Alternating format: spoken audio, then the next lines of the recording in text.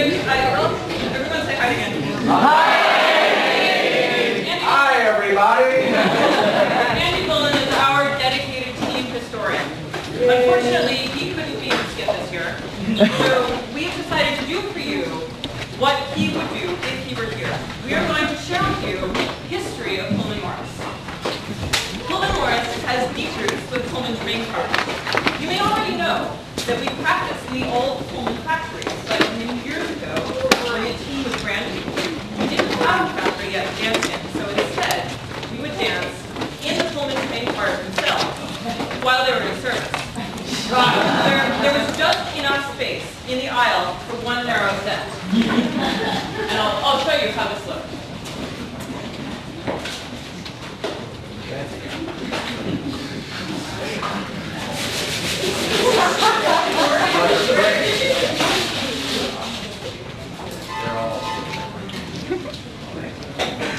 You can stream it.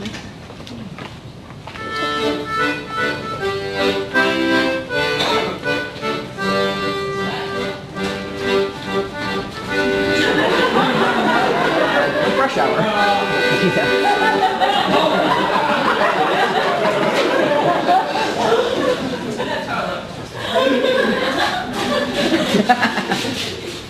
And that's why Pullman sets are still so narrow today. Eventually, our team grew bigger, and as it gained members, it also gained influence. In time, we acquired ownership of the Pullman factory and began to manufacture our own train cars, which we would bring out for gigs. Now today, our hobby is a miniature train car made out of cloth, but in those days, it was a real 10-car car.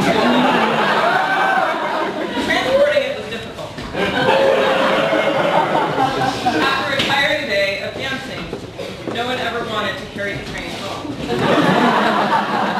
So we would leave it behind and just manufacture a new one for the next gig. This got expensive, and we soon found that we could only do a few gigs per season. And that's why, to this day, Pullman only does a few gigs per season. Everyone knows that on May morning, Morris dancers around the world get up before the dawn to dance up the sun. Except in Chicago. Pullman dances up the sun exactly 1 hour after it rises.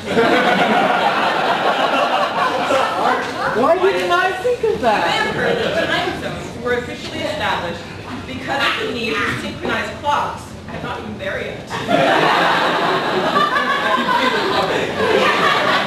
only have 3 minutes.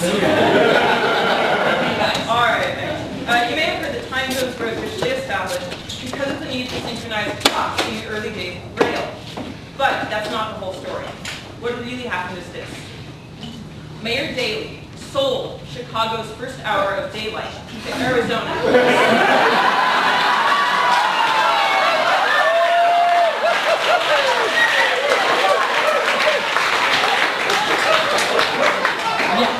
In exchange for shorter winters. And that's why Chicago does not legally recognize the first hour of sunlight on May morning. And why Arizona never has to change its clock. If you spend much time listening to Andy speak, you will have learned that Morris dancing first came to Chicago when Cecil Sharp taught it to University of Chicago students.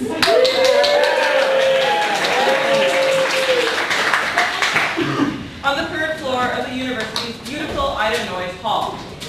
But when Cecil Sharp died in 1924,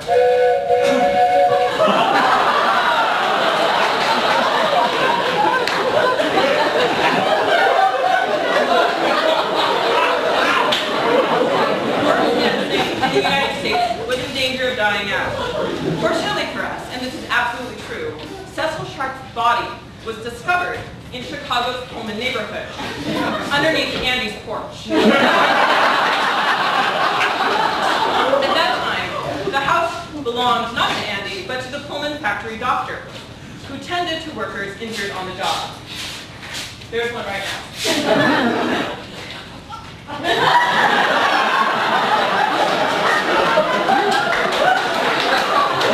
Now, this doctor was famous for his unusual approach to medicine. He discovered the perfect way to revive Morris dancing in the United States. So